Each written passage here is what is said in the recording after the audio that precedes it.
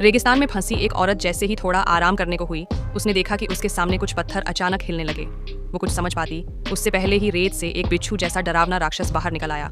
औरत घबरा गई और पीछे हटने लगी, लेकिन तभी एक गलत कदम से वह नीचे गिर पड़ी। राक्षस ने तुरंत उस पर हमला कर दिया, अपनी ताकतवर भुजाओं से बार बार उस पर वार करने लगा। इसी बीच यूनिकॉर्न समय पर आकर उसकी मदद को कूदा, मगर शरीर के आकार और ताकत में भारी अंतर के कारण यूनिकॉर्न ज्यादा देर तक टिक नहीं पाया और राक्षस की डंक का शिकार बन गया। यह देखकर औरत अब और चुप नहीं रही। उसने अपनी सारी ताकत से जादू का वार किया और राक्षस को पीछे धकेल दिया। फिर वह तेजी से राक्षस की टांग पर चढ़ गई और एक जबरदस्त लड़ाई के बाद उसने उसका मजबूत कवच फाड़ कर निकाल लिया। उसने मौका देखा और उस कवच से राक्षस के सिर पर जोरदार हमला किया। अंततः उसके जान तोड़ प्रयासों के बाद राक्षस जमीन पर गिर पड़ा और मर गया।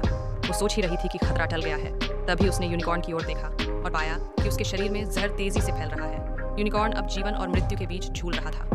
औरत ने दर्द सहते हुए अपना हाथ आगे बढ़ाया और सामने पड़ी एक जादुई कछुए की ओर बढ़ाया। फिर उसने अपनी जलती हुई हथेली को यूनिकॉर्न के शरीर पर रख दिया। चमत्कारिक रूप से थोड़ी ही देर में यूनिकॉर्न की सांसें फिर से चलने लगी। अब दोनों ने एक बार फिर रेगिस्तान से बाहर निकलने की यात्रा शुरू कर दी।